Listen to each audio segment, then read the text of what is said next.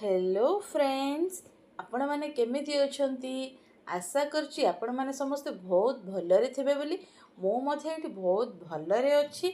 आज मु आउ गोटे नुआ रेसिपी धरिकी आसीछि आपण मानक सामना को, जहा कि लंच बॉक्स रे आपण देई परिबे, अबा लंच मध्ये करि परिबे, डिनर रे मध्ये खाई परिबे। साइड डिश फॉर राइस, रोटी, जहा संगे खाइले बहुत बढ़िया टेस्ट लागिबो। थरे एमती बनै देखंतु काबुली चना सह अंडा तरकारी बहुत टेस्टी लागिबो।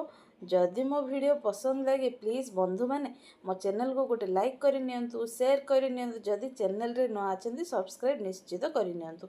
नमस्कार, कवितास ओडिया किचन को अनेक अनेक स्वागत। एठी मु प्रथमे काबुली चना नेछि। एठी काबुली चना मु 150 ग्राम नेछि। एथिरे भल भाबरे पानी दे भल भाबरे धोई नेछि, जहा द्वारा या ऊपर डस्ट किछि थाए ताहा सब बाहरी जिवे। तापरे एथिरे मु आउ अल्प पानी दे सेटा को मु 3 रु 4 घंटा बतरे नेछि।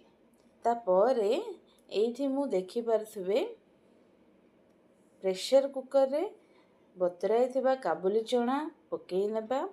सेथिरे 1 टीस्पून अब हाफ टीस्पून लूण दे आउ अल्प पानी दे 3 रु 4 विजिल पे छाड़ी नेबा, जहा कि पूरा सिझी जिवो। तापरे प्रोसेस को जिबा। एठी मु कड़ाई रे 2 चामच तेल पकेई नेछि। सेथिरे मु बॉयल करिथिबा अंडा 3टी नेछि।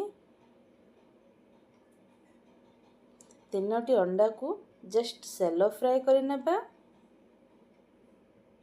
लाइटली बेसी डार्क हेबा मध्य दरकार नै, जस्ट टिके लाइट फ्राई कले मध्य हबो। एठी मु अंडा को मध्य लाइट फ्राई करी बाहर करि नउछि। तापरे एथिरे गुटे छोटो चामच जीरा, लवंग छोट खंडटी, 2टी लवंग, डालचीनी गोटे छोट खंड, 2टी सुखिला लंका सह तेजपत्र गोटे दे किछि समय फ्राई करि नबा। तापरे एथिरे आमे पियाज पेस्ट, मु गुटे बड़ पियाज को चिकन करी बाटी नेछि। से पेस्ट मध्य एथिरे पकेई नबा। इठी पियाज पेस्ट पकेबा द्वारा ग्रेवीटा टिके भलो आसी थाए, ता संगे बहुत भलो लागे। इठी देखि परथे मोर चना बहुत भलो भाबरे सिझी जाइछि।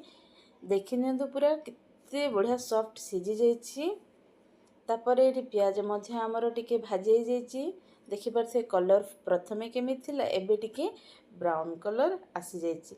तापरे एथिरे मु 1.5 चामच अदा रसुण कंचा लंका पेस्ट दे आउ किछि समय फ्राई करि नबा, जेमिति तारो कंचा बासना पळै जिवो।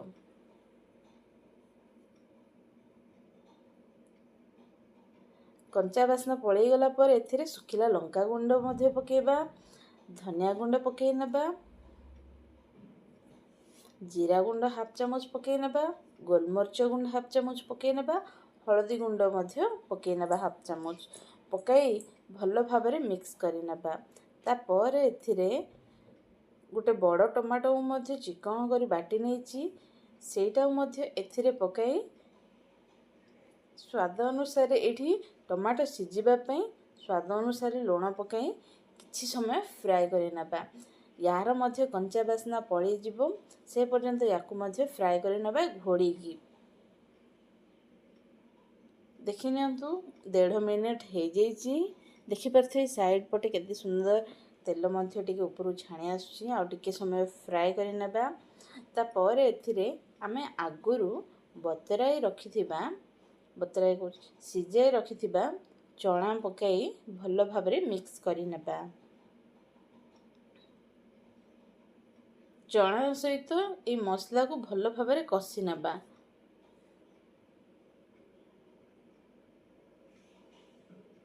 एठी कसी नेबा द्वारा तार जो मसला मसली रो फ्लेवर टेस्ट सबु जाक चना को भलो भाबरे मिसी जिवो। तापर एथिरे आमे मु जो सिझाई थिली से चना जो सिझेइथिली सेथिरु बाहर थिबा से पानी ही एथिरे पकई नउची। आपण माने चाहिले नॉर्मल पानी मध्य व्यवहार कर परिबे। मु सेई पानी व्यवहार करची काहेकि ना तार टेस्ट मध्य बहुत भलो आसी थाए। तापर सेथिरे टिके गरम मध्य रहे। एठी देखि परथे भलो भाबरे मिक्स कर देली। देखि परथे केते सुंदर ऊपर पटे तेल मध्य छाड़ी आसीची। शेषरे आमे एथिरे अंडा देई नबा। ता सांगरे भलो भाबरे मिक्स सरला परे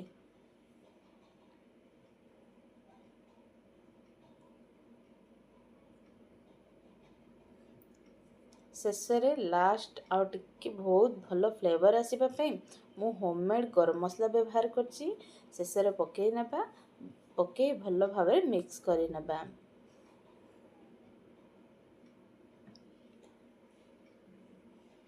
जानिले बंधु माने एई तरकारी बहुत टेस्टी लागिबो। थरुडे बनैकी देखंतु बहुत भलो लागे। जदि मोर वीडियो भलो लागे तेबे प्लीज मो चैनल को गोटे लाइक शेयर सब्सक्राइब सह आपणकर अनुभूति मध्य मो संगे शेयर करि नियंतु।